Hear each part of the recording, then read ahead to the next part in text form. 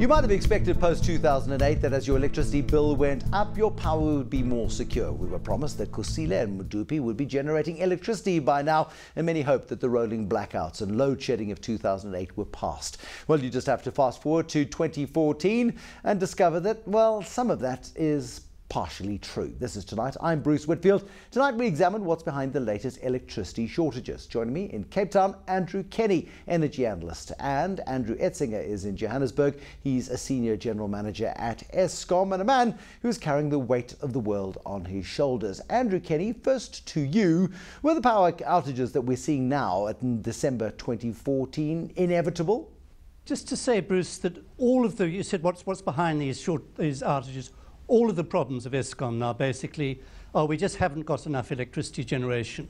And that's because we didn't build power stations in the 1990s when we should have. It was quite obvious we had to build them.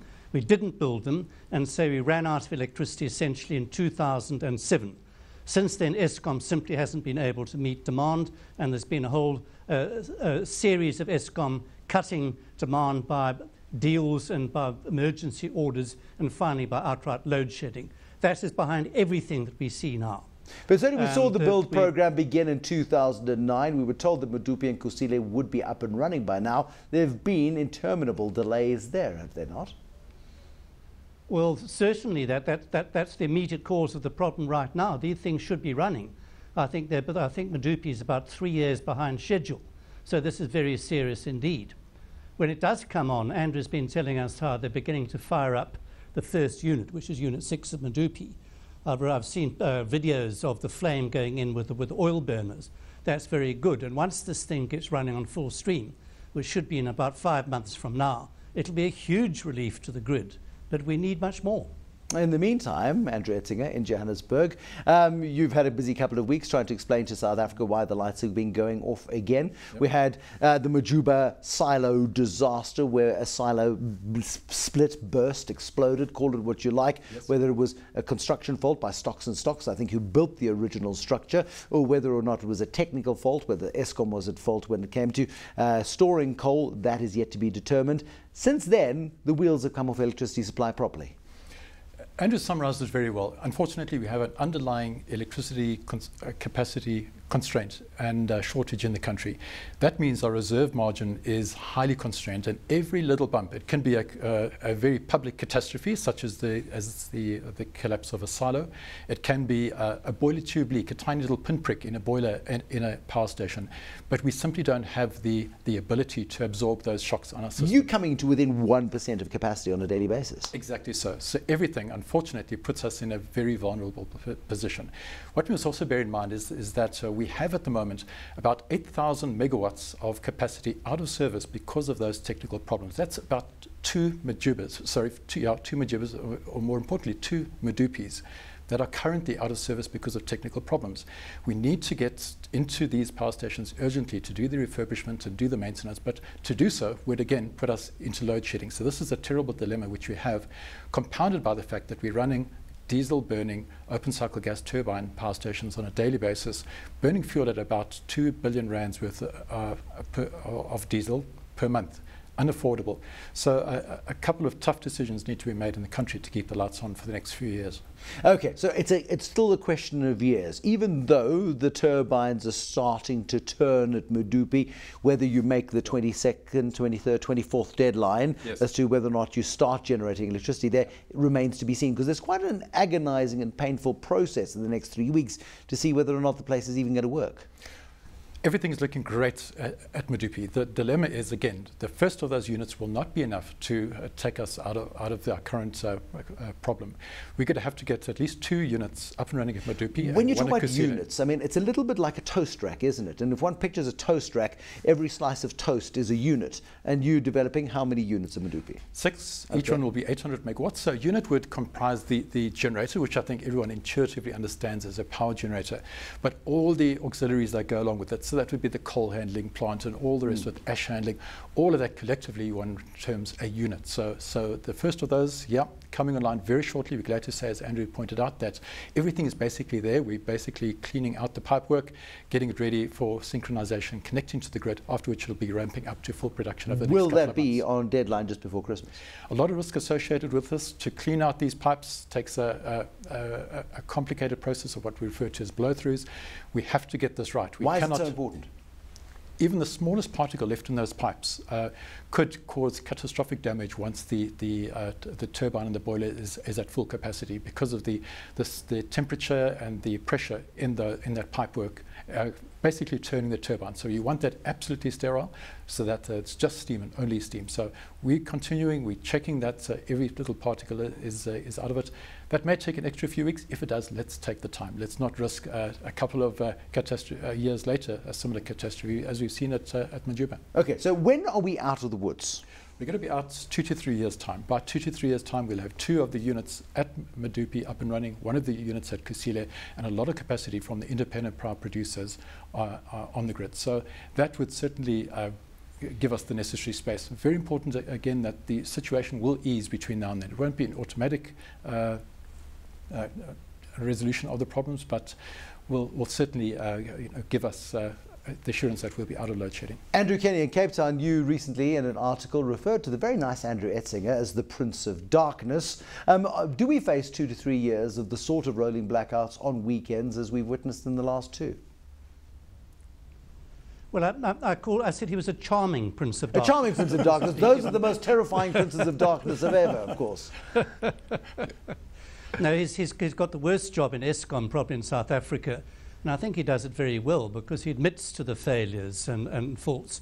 And if people say to him, well, when are we going to get the power back? He says, look, I don't really know, but I'll give you my best estimate. I think he's a very good spokesman.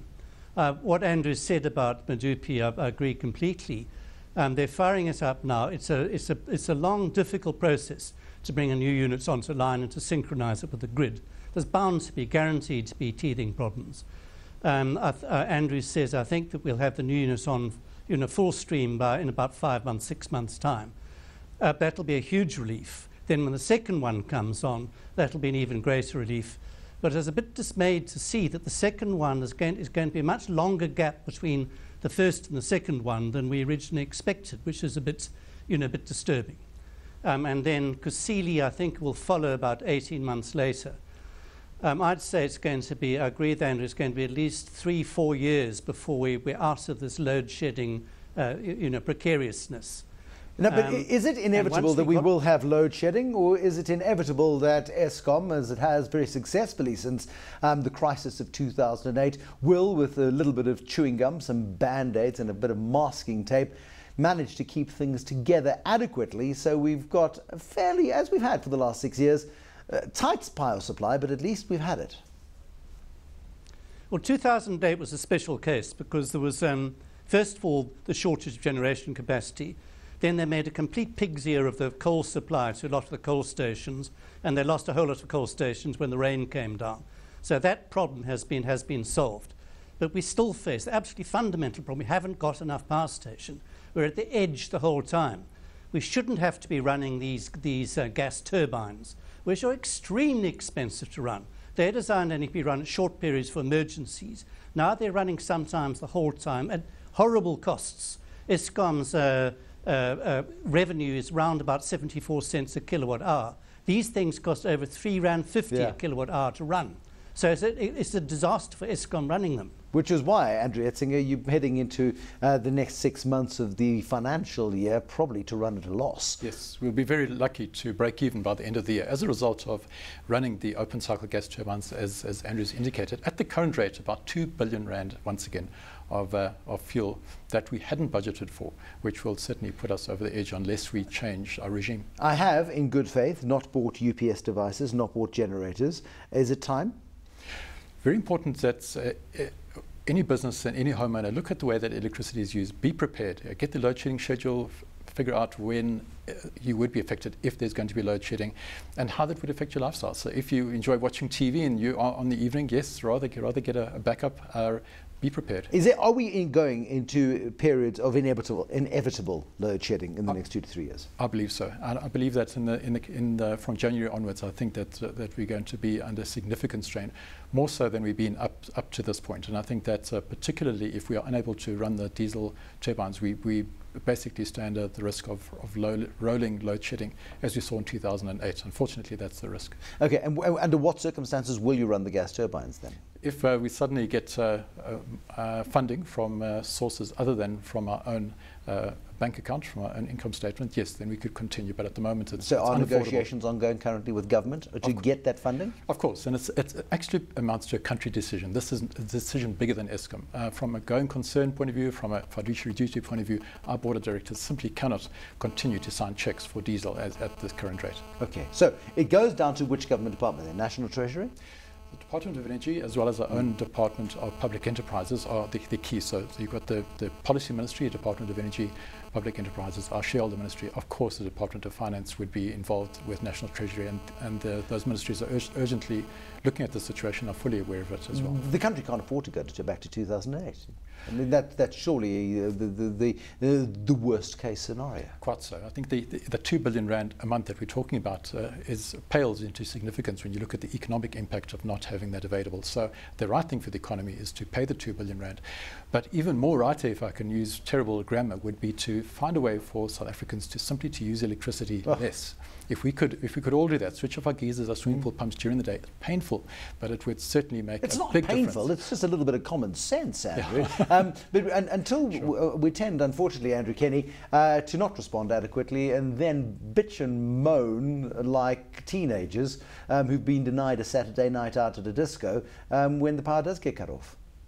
Sorry, Bruce, say it's such a wonderful expression. Andrew Kenny, we're our own worst enemies as South Africans when it comes to electricity consumption, aren't we? Well, you must realise that residential electricity is about 17% of the electricity that Eskom supplies. Most of the electricity goes into mining and industry. And these people, there's a limit to how much these people can cut down. In fact, they've cut down already. They've cancelled projects. We're not smelting as much as we should. This is having disastrous effects on our economy. This is one of the reasons we haven't had economic growth because of this. There's only a limited amount that they can cut down without actually losing production, which they've been doing since about 2007. Residential people can cut down in a limited sense. Everyone should have a solar water heater, for example. Maybe you could turn to gas for cooking, although that's still more expensive than electricity. But there's a limit to how much you can save. There's a limit to how much energy efficiency is going to help us. Andrew Kenny, we must leave it there. I thank you very much. On the line to us from Cape Town, the energy analyst, and to Andrew Etzinger, Senior General Manager at Eskom. A guy Andrew Kenny says has got the toughest job in South Africa. Remember, it was Brian Damas, the king of the bubblegum and Band-Aid solutions for keeping Eskom together, who said that he had the toughest job in the country. He's passed that baton on to the lucky Andrew Etzinger. Thank you for watching. Hopefully the lights stay on. Hopefully the National Treasury comes to the party with a 2 billion rand monthly check that ultimately you and I will fund in the long term. But at least the lights stay on. At least there's a chance of economic growth. If not, 2015 looks bleak indeed. Good night and goodbye.